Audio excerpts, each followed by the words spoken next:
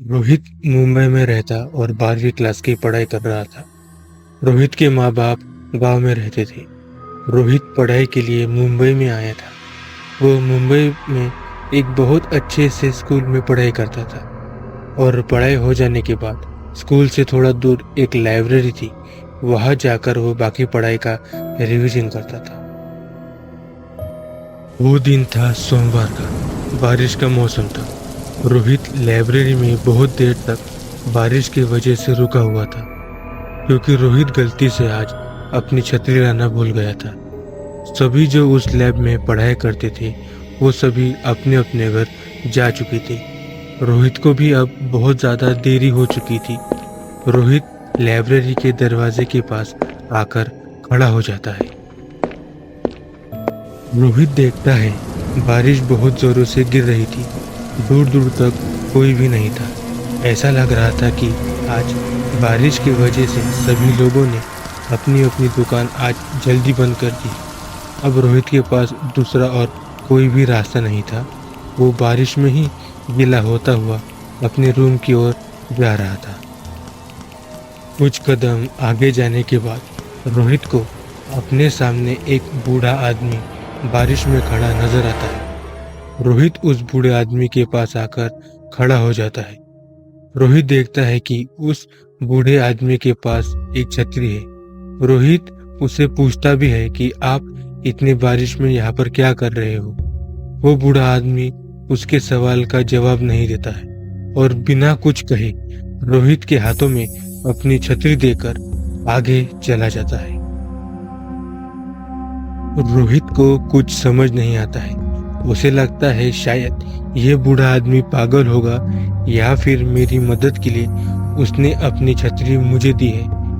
क्योंकि रोहित को देर हो रही थी इसलिए वो बिना कुछ सोचे समझे अपने रूम की ओर छतरी का इस्तेमाल कर चला जाता है। रोहित अपने रूम में आ जाता है। बारिश की वजह से उसके रूम की लाइट नहीं थी, तो वो अपने रूम में कैंडल ढूंढने लगता है। अंधेरा हो जाने की वजह से उसे कुछ भी अच्छे से नजर नहीं आ रहा था, तो गलती से रोहित कैंडल ढूंढते समय रोहित उस छतरी पर पैर दे देता है जिसे वो बूढ़े आदमी ने दी थी। छतरी टूट जाती है। रोहित को पता नहीं था कि उसने किस चीज पर पैर दिया है। रोहित कैंडल ढूंढने लगता है।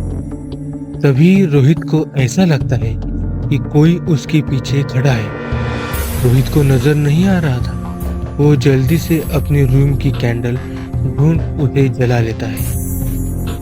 कैंडल की रोशनी से अब उसे सब अच्छे से नजर आ रहा था। उसके रूम में कोई भी नहीं था। रोहित को लगा कि ये शायद उसका कोई वहम होगा। वो जल्दी से मेस का आया खाना खाकर सो जाता है। रोहित लेटा सो रहा था। उसे नींद में अजीब सा सपना आता है। सपने में उसे वही बूढ़ा आदमी नजर आता है। वो रूम के अंदर खड़ा बहुत गुस्से से रोहित को देख रहा था। उसकी आंखें पूरी तरह से लाल थी। ऐसा लग रहा था कि वो बूढ़ा आदमी रोहित से बहुत ज्यादा गुस्सा है।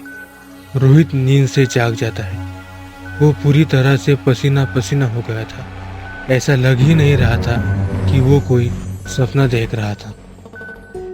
अगले दिन रोहित वो छतरी को ठीक कर लाइब्रेरी में आज थोड़ा जल्दी आकर जिस जगह वो बूढ़ा आदमी रोहित को नजर आया था वहां पर आकर उस बूढ़े आदमी को ढूंढने लगा ताकि उसे उसकी छतरी वापस कर सके। लेकिन वहां पर वो बूढ़ा आदमी नहीं था। ढूंढते ढूंढते उसे दूसरा बूढ़ा आदमी नजर आता है जो अपनी दुकान बंद ही करने वाला था। रोहित उस बूढ़े आदमी के बारे में पूछता है। उसके बाद रोहित ने जो कुछ भी सुना उस बारे में आज भी रोहित को भरोसा नहीं है। वो बूढ़ा आदमी बताता है कि तुम जिस बूढ़े आदमी की बात कर रहे हो वो दरअसल 5 साल पहले ही बारिश में बीमार होकर मर चुका है और तुम अकेले नहीं हो जिसे उस बूढ़े आदमी की आत्मा नजर आई है। जब भी कोई इस रास्ते से बारिश में गीला होता हुआ आता है वो बूढ़ा आदमी उसकी मदद के लिए अपनी छतरी उसे दे देता है। जिस जगह तुम्हें वो बूढ़ा आदमी नजर आया वहां पर जाकर ये छतरी रख दो।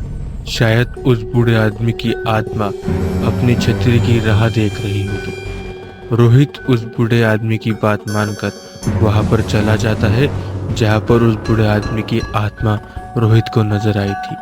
वो चुपचाप वहां पर उस छतरी को रख देता है और वापस अपने घर की ओर जाने लगता है।